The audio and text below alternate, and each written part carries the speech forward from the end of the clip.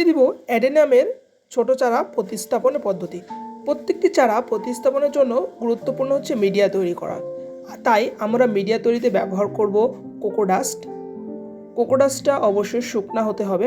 তারপরে ব্যবহার করব পচা ধানের চিটা, যারটি একদম পচে গেছে এমন ধানের চিটা।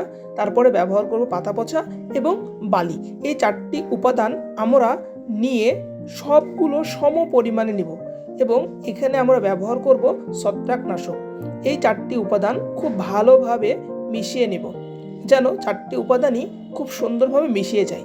সবগুলো মিশানো শেষে আমরা ব্যবহার করব ছত্রাকনাশক দিয়ে আবারও ভালোভাবে মিশিয়ে নেব। তারপরে আমরা এরকম 6 ইঞ্চি একটি টব ব্যবহার করব এবং এই টবে আমরা যে মাটিটি মিশিয়ে রেখেছিলাম সেটি দিয়ে পূর্ণ করব।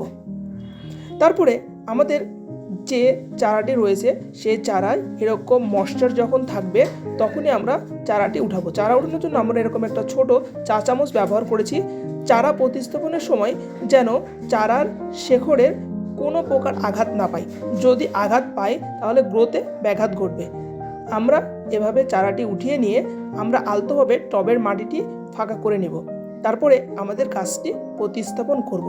গাছ প্রতিস্থাপনের সময় আমরা খুব সাবধানতা অবলম্বন করব যেন গাছের শিকড়টি নড়ে না যায়, এবং আমরা কিছু অতিরিক্ত মিডিয়া নিয়ে গাছের কর্ডেক্সটি ঢেকে দেব, যেন গাছের শেকড় বা কর্ডেক্সের কিছু অংশ বের হয়ে না থাকে।